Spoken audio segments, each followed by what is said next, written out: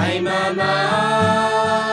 tabing lap Yang kono coach Pagyalim pa Kach kito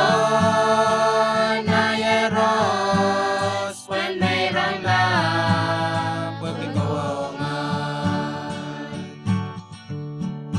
Jesus ay alin mo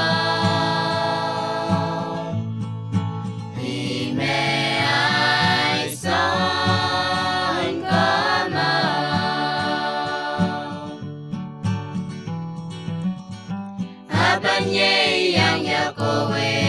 panalo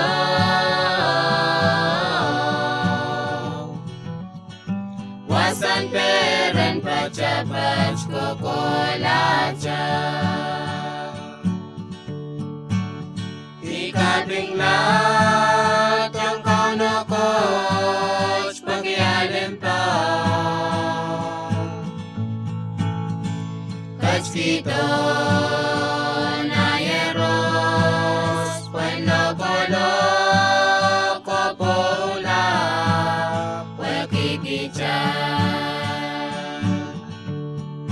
Jesus ay alin mo Ime ay son kamo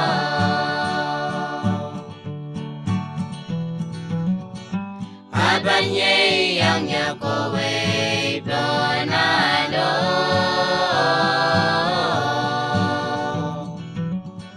Wasan peren pacabas kokolacha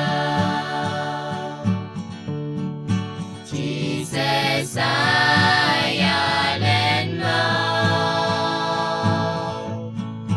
Ime ay son kamo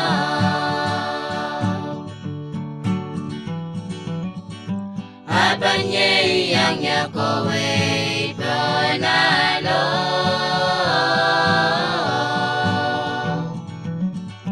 Wasan peren pacabas kokolacha